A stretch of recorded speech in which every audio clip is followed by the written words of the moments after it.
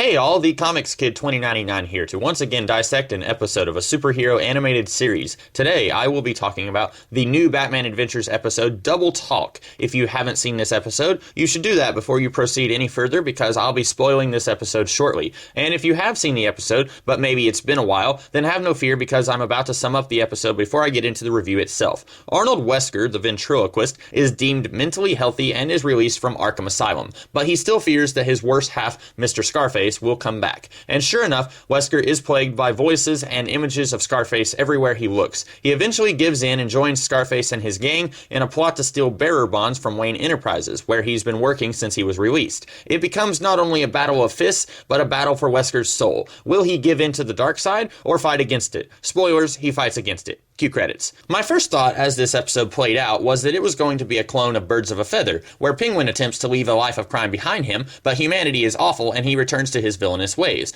But I was happy to see this episode did not go that route, and not just because originality wins out today, but because I like Wesker and I feel he is unique out of all of Batman's foes in that I feel a certain kind of sympathy for him that I don't feel for the others. Characters like Two-Face, Clayface, and Mr. Freeze all had tragic origin stories, but it's hard to feel sympathy for them when they commit wanton criminal acts now. For instance, Two-Face is willing to order his men to kill a child just because a little piece of currency told him to. And sure, Wesker, via Scarface, is dangerous, but I honestly don't see him as being in control of his actions. You could argue that the Joker, Two-Face, or Riddler are also mentally unstable and are therefore also not in control of their actions, but at least some of those guys seem to actually enjoy what they do. So it again comes back to me not feeling the sympathy for them that I feel for Wesker. And also, it's just nice to see a happy ending sometimes. All the other times that we've been teased with a villain going straight, like Catwoman or Penguin or Riddler or Harley Quinn, they always end up back in their criminal lifestyle. So it's a great change of pace to see a guy who is so messed up get a chance to be a productive member of society. Granted, I have no idea if Wesker shows up again later in the series and returns to being a criminal with Mr. Scarface,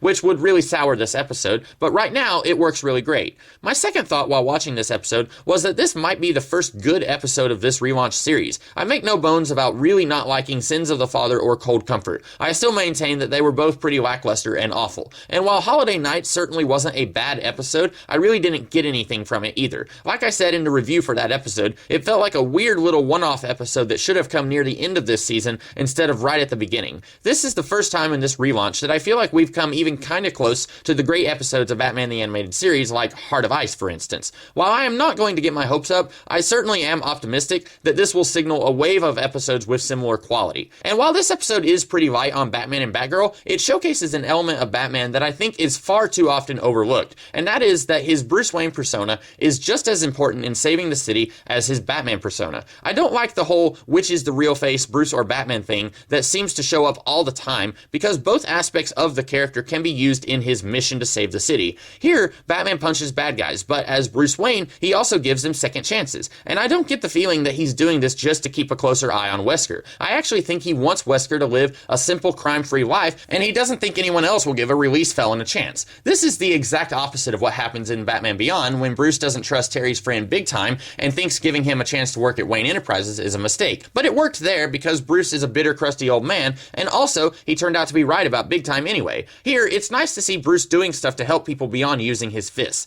And while I did like that Bruce is using a little compassion here, and I was happy to see Wesker get a happy ending, it is a little odd to see his brief dip back into the criminal life just ignored by everyone. Yes, he was tricked into thinking that Mr. Scarface was still inside him, but then his Mr. Scarface persona actually does come back. Yes, Wesker eventually turns on Scarface, but I find it a little odd that Batman is willing to ignore that Wesker, via Mr. Scarface, almost blew up Batman and Batgirl and could have easily killed Lucius Fox, but he lets it slide because Wesker changes his mind later. Like I said, glad we got a happy ending for this guy, but it is a little out of character for Batman. That's really all I have to say about this episode, guys. Overall, I liked it, with just a few qualms here and there. But what did you guys think of the episode and of my review itself? If you like this one, you're in luck because I do these kinds of videos every Saturday. And if you did like this video, you should like, share, comment, and subscribe. And I also do other videos throughout the week, so be sure to check those out as well if you're interested. And in the meantime, you guys have a great rest of the day. Catch you later.